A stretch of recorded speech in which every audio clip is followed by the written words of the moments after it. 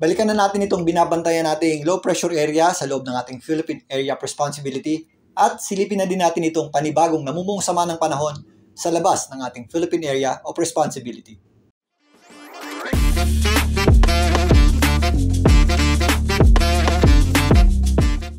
Welcome po muli sa Philippine Weather Trivia. Again, para po sa mga bago sa channel na to. Ako nga po muli, si Alvin Pura, isang meteorologist at ang inyong weather tito. Sa kasalukuyan, nahihirapang makakuha o makaipon ng lakas itong binabantayan nating sama ng panahon o low pressure area. Dahil na rin malapit ito sa ating landmass o kalupaan. Ayon sa pinakahuling ulat ng Pag-asa, ito po ay nasa katubigan o coastal waters dyan po sa may Giwan, Eastern Samar. Yan po yung kanyang gitna o perceived center. Kasama ng habagat, ito pong ating low pressure area ang nagdadala po ng mga pagulan sa ilang bahagi ng ating bansa. So narito po ang ensemble forecast track ng GFS para sa ating binabantayang low pressure area. Sa kasalukuyan nga, ito po ay napakalapit na sa ating landmass. Dahil dyan, nahihirapan nga itong lumakas o mag-consolidate. At dahil isang mahinang system, mas nagiging erratic po ang nature nito. Pero ang mga ganitong klaseng low pressure area, moving system po yan ha. At kadalasan nga, pa-westward o northwestward ang takbo niyan. Although kalat-kalat ito pong mga pagtaya na ito, may possibility pa rin po yan tumawid dito po sa may mainland Luzon at Visayas patungo dito sa may West Philippine Sea. Although isang mahinang system o low pressure area lamang, patuloy po itong magdadala ng pagulan na posibleng magpabaha sa ilang bahagi ng ating bansa. Dahil pa rin sa ating low pressure area, asahan pa rin po natin ang paminsan-minsang malalakas na pagulan.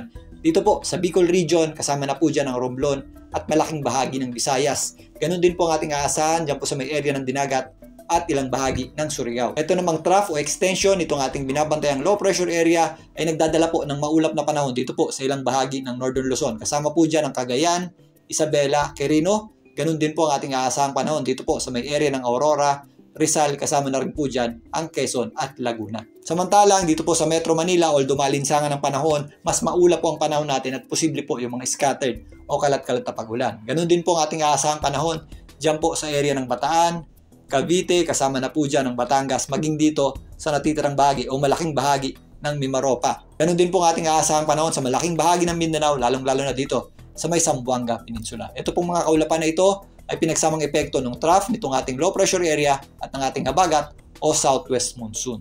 Ito namang mga flare-ups ng mga kaulapan dito po sa may Ilocos region, area ng La Union, kasama na po dyan ang Pangasinan. Yan po ay mga thunderstorm clouds. Hindi po yan gaano nagtatagal pero biglang buhos po yan ng malalakas na pag-ulan. Kaya mag-ingat pa rin po tayo. Bukas, habang kumikilos pa itaas itong ating low pressure area, magpapatuloy po yung ating mga pag-ulan dito po sa Bicol region, Quezon, Laguna, kasama na po dyan ang Mimaropa, maging dito sa area ng Romblon, ang malaking bahagi ng Visayas, particularly sa western section nito, kasama na po dyan ang Negros, ganun din po ang hilagang bahagi ng Eastern Visayas, dyan po sa may area ng Samar.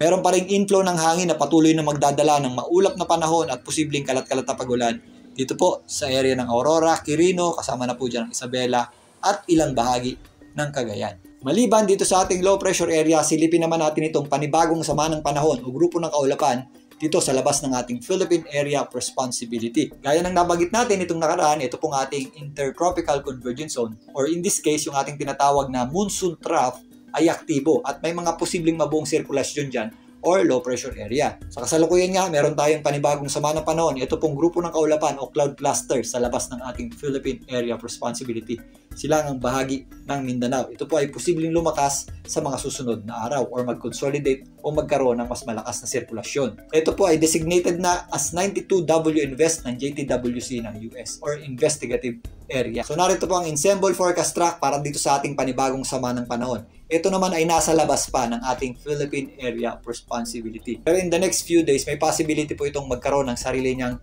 sirkulasyon at tumungo dito, papasok sa loob ng ating Philippine Area of Responsibility. As of this moment, hindi po natin ito nakikitang lumapit sa ating kalupaan o landmass. Posible po itong umakyat at pumasok sa loob ng ating PAR dito sa kanto ng ating Philippine Area of Responsibility. Ito po yung mga pagkakataon na although malayo yung bagyo at hindi po magla-landfall, magbibigay pa rin po ng malalakas na pag-ulan. Ito namang ating habagat or southwest monsoon.